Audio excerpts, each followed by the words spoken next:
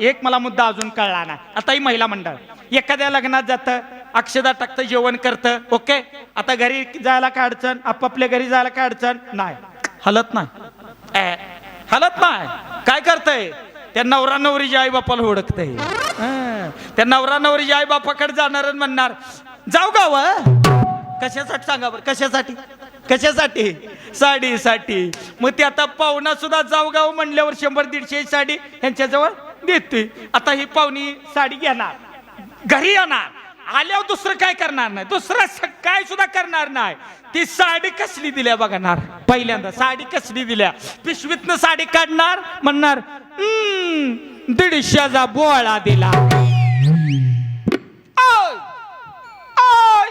150चा बोळा.